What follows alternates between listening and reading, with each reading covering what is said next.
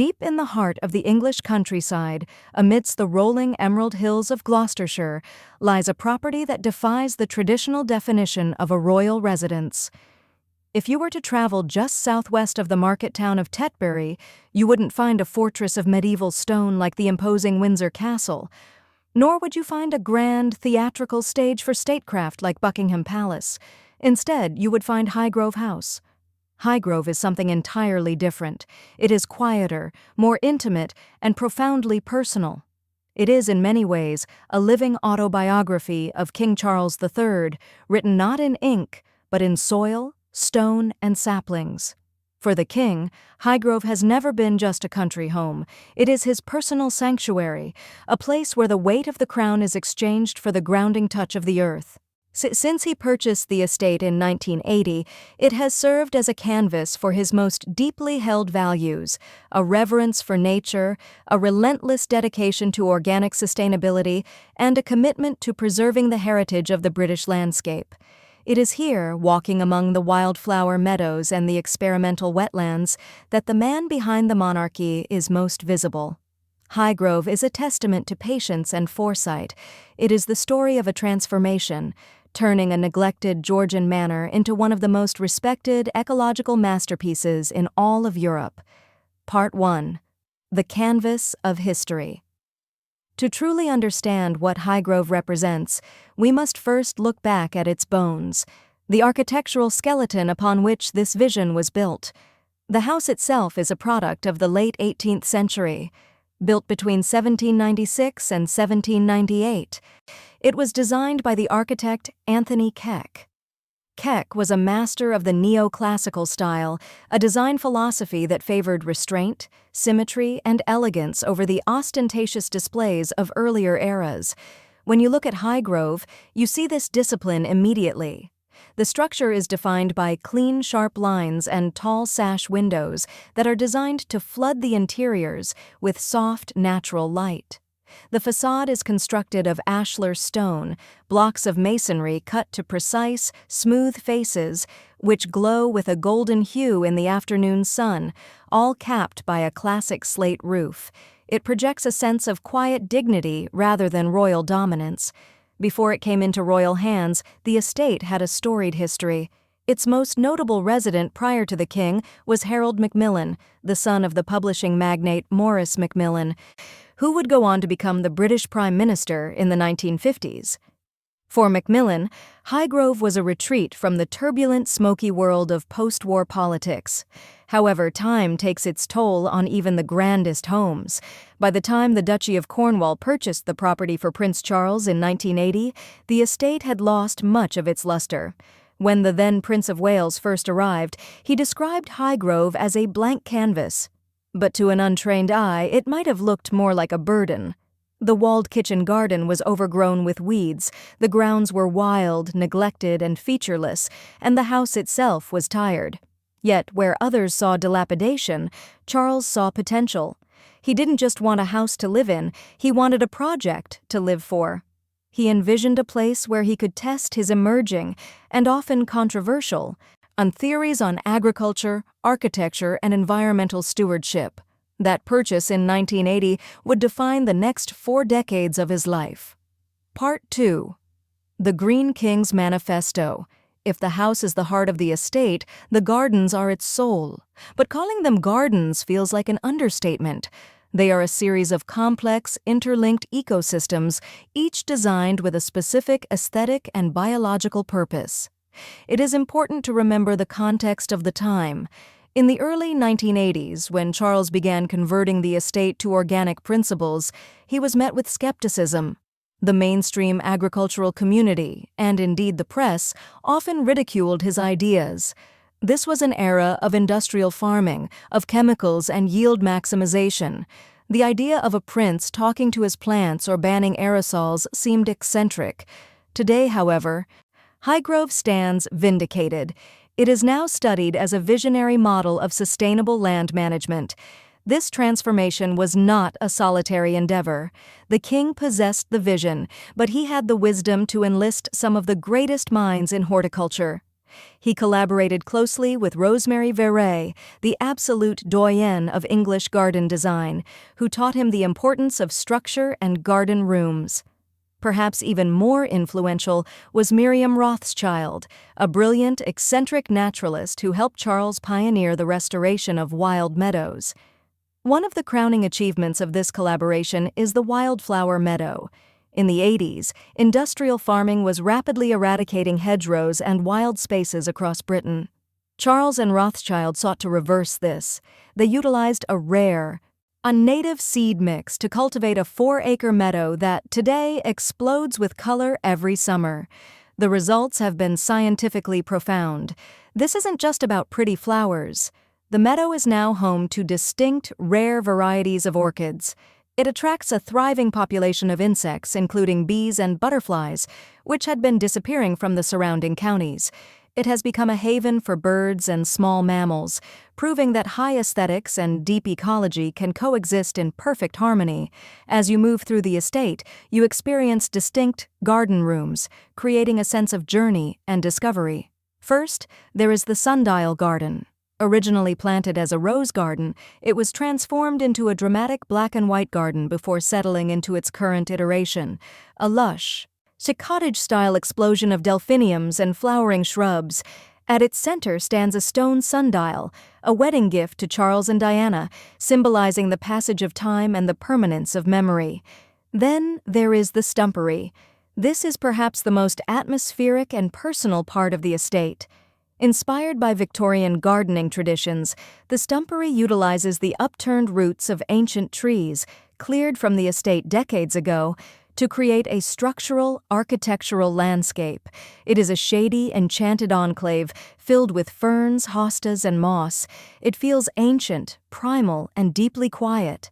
There is also the kitchen garden, the engine room of the estate's sustainability. This walled garden is designed to be beautiful, arranged in decorative patterns, yet it is entirely functional. It provides organic fruit and vegetables for the royal household, embodying the concept of food sovereignty and self-sufficiency that the king has advocated for years. And we must not forget the Southern Hemisphere garden. Reflecting the king's role as head of the Commonwealth, this area features plants native to Australia and New Zealand, thriving in the shelter of the house's walls, proving that the English garden can embrace the world. Part 3. Sustainability in practice. Highgrove is not just about plants, it is about systems.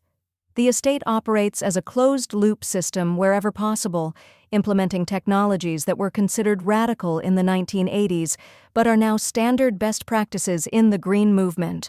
One of the most innovative features is the sewage management system. Rather than relying solely on the municipal grid, the estate utilizes a natural filtration system comprising reed beds. It works like this. Wastewater is channeled into beds of reeds, which act as biological filters. The plants and the bacteria around their roots clean the water naturally before it is returned to the soil or water table. This system is supported by solar panels and energy-efficient practices that drastically reduce the carbon footprint of the main house. Then there is the farming.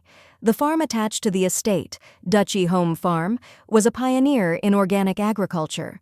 On the Highgrove grounds specifically, aerosols were banned as early as the 1980s to protect the ozone layer, long before it was an international treaty issue. The estate is also home to over 200 free-roaming chickens. They provide eggs sustainably, but they also contribute to natural pest control, scratching and pecking through the orchards. Even the fountains and water features are designed with wildlife safety in mind, ensuring that thirsty birds and small animals can drink without the risk of drowning. Part 4. A family home. While Highgrove is an ecological experiment, we must remember that it is also a home. It is the backdrop against which the private lives of the royal family played out during the turbulent and tender years of the 1980s and 90s. Highgrove was the primary country residence of Prince Charles and Princess Diana. It was here that Prince William and Prince Harry spent their formative years, away from the prying lenses of the London paparazzi. The estate offered the young princes a rare commodity for royals: freedom.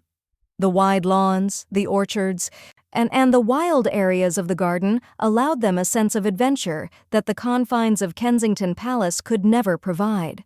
Two key structures on the estate symbolize this childhood freedom. The first is the treehouse. Designed by architect William Bertram, this wasn't a simple wooden shack nailed to a branch. It was built inside a holly bush, hidden from view, a secret fortress for William and Harry. It was a place of imagination. In a touching nod to continuity, the treehouse was refurbished in 2015 for Prince George, allowing the king's grandson to play in the same sanctuary his father once did. The second space is known as Club H. As the princes grew older, they required a space that felt less like a nursery and more like a hangout. Club H was created in the basement of the house. It was a private hideaway where William and Harry could entertain friends, play music, and simply be teenagers within the safety of the estate's security perimeter. These spaces reveal a softer side to the king, a father who wanted to create a magical, protective environment for his children, shielding them with the very landscape he nurtured. Part 5. Fire, Renovation, and Design. The Highgrove we see today is also a survivor. In 1982, just 2 years after Charles purchased it, a devastating fire ripped through the property, damaging significant portions of the house. While a tragedy, the fire offered an opportunity for a comprehensive restoration and reimagining of the interiors. The restoration work, completed by 1994, was led by a team of architects including Felix Kelly, Peter Fuller, and John Hart. Their goal was to restore the neoclassical elegance of the exterior while modernizing the structural integrity of the building. For the interiors, Charles turned to the renowned designer Robert Kime. Kime's genius lay in his ability to create spaces that felt grand, yet lived in. He steered away from the hotel look of many royal refurbishments. Instead, he opted for a warm, inviting aesthetic. The rooms at Highgrove are filled with textiles, books, and art that reflect Charles's personal taste. It is a house meant to be used, not just admired. The design emphasizes comfort, utilizing traditional craftsmanship and sustainable materials, aligning the interior philosophy with the exterior's ecological focus. In Part 6, Security and the Realities of Royalty. Despite the idyllic descriptions of butterfly meadows and organic vegetable patches, Highgrove is the residence of a head of state. The contrast between rural peace and high-stakes security is a defining feature of the estate. It is an iron fist in a velvet glove. The estate is surrounded by high stone walls and is under constant, discreet surveillance. Daily patrols ensure the safety of the monarch. Perhaps the most stark reminder of the modern world is the existence of a steel-lined panic room. Located within the house, this room is designed to withstand extreme emergencies, including terrorist attacks or biochemical threats. It is equipped with medical supplies, independent air filtration, and secure communications lines to the government. Yet, in a juxtaposition that captures the essence of Charles's character, the security team is not the only one patrolling the grounds. The king himself is known to walk the estate daily. He does not just observe, he participates. He is a practitioner of hedge laying, a traditional rural skill that involves partially cutting and pleaching small trees to create living fences. It is physically demanding work. This physical engagement with the land, hands in the dirt, working alongside the rhythms of nature, grounds the monarch in a way that official duties cannot. It connects him to the soil of his kingdom in the most literal sense. Part 7. Public Access and Legacy. For many years, Highgrove was a private enigma, hidden behind its walls. However, realizing the educational value of his ecological experiments, Charles opened the gardens to the public in 1996. From April to October, the estate welcomes visitors for guided tours. These are not casual strolls, they are educational experiences. Guides explain the history, the design choices, and crucially, the environmental philosophy underpinning the estate. The tours serve as a vehicle for the king's advocacy, showing rather than telling the public how sustainable practices can be implemented. The estate has also become a brand. The Highgrove shop sells products inspired by the gardens, from organic jams and biscuits to the popular Highgrove bouquet perfume. Importantly, the profits from these ventures do not go into the royal coffers. Instead, they support the King's Foundation, a charity dedicated to training the next generation of artisans and stewards of heritage crafts. Highgrove's fame exploded globally with the release of Season 4 of the Netflix series The Crown. While the show dramatized the personal relationships within the house, it also highlighted Highgrove as the physical manifestation of Charles's identity, distinct from the Queen's Windsor or Balmoral. It cemented the public perception of Highgrove as the place where Charles is truly himself. Part 8. The Future. With the accession of King Charles III to the throne in September 2022, the legal status of Highgrove changed. As the property was originally purchased by the Duchy of Cornwall, ownership of the estate passed automatically to the new Duke of Cornwall, Prince William. Technically, the king is now a tenant of his son. However, it is expected that Charles will continue to live at Highgrove for the remainder of his life. It is his creation, his sanctuary, and his masterpiece. While Windsor and Buckingham Palace are offices of the state, Highgrove remains the home of the man. Highgrove House is unique in the portfolio of royal residences. It is not a monument to the power of the monarchy, but a testament to the power of nature. It stands as a physical proof of concept for a philosophy that prioritizes sustainability, biodiversity, and the preservation of rural traditions. From the ashes of the 1982 fire to the blooming of the Wildflower Meadows, Highgrove tells a story of resilience and vision. It bridges the gap between the austere neoclassical past and a green, eco-conscious future. It is a place where a treehouse built for a prince becomes a playground for a future king, and where a neglected manor became a global model for organic gardening. Ultimately, Highgrove is the heart of King Charles III. To walk its paths, to smell the time-lined walkways, and to see its thriving wildlife is to understand the values of the monarch himself. It is a sanctuary that continues to inspire, educate, and resonate far beyond its emerald fields, proving that even in a rapidly modernizing world, there is profound wisdom in listening to the land.